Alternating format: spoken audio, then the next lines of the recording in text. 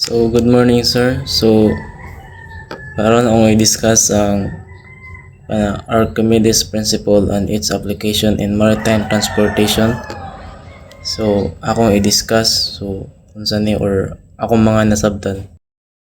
So, akong i-discuss una ang Archimedes principle. So, what is Archimedes principle?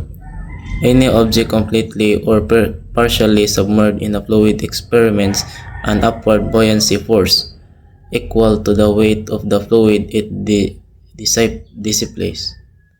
So ang akong pagsabot ani sir, so bisan unsa nga ibutang nimo nga likido or gas, makasinati og kusog nga mura bitaw kanang magsagol or mga liquid nga magsagol. So mo na akong pagsabot sa Archimedes principle.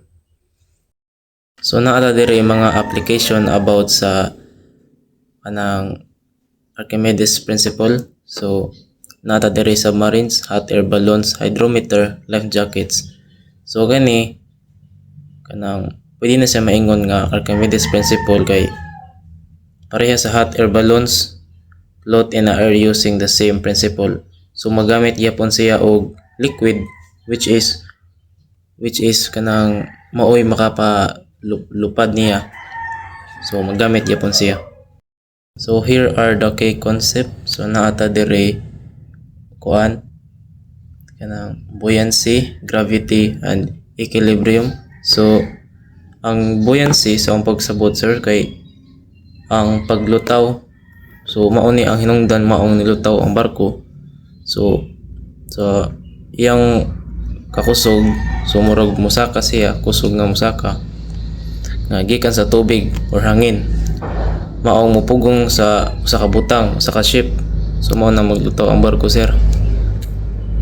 So kani pong gravity sir, so ang pagsabot ani ang gravity sa barko which is mao pud ni mong dili malunod ang barko, dili mo tiglom kay naghatag kini og kusog para musaka which is buoyancy.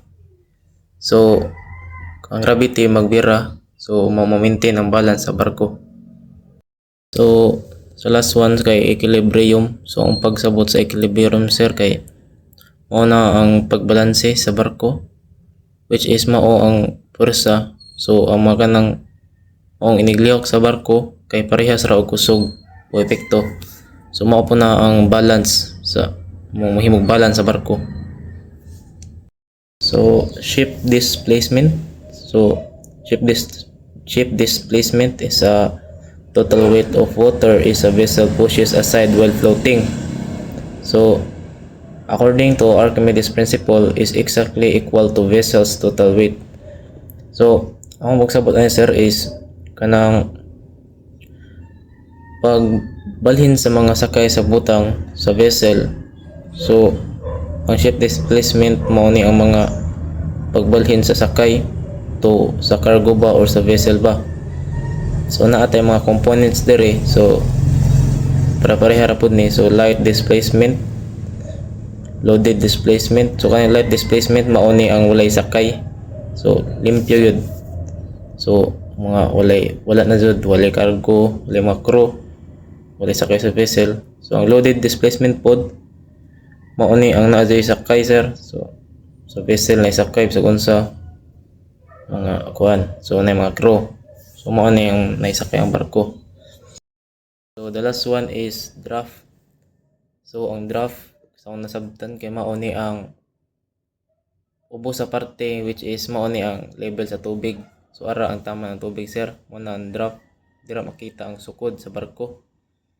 So sa barko na po'y kanang sukod sa tubangan o sa luyo. So draft ang nadapit sa ubos-ubos gamay. So ara tama ng tubig nga mo level sa barko.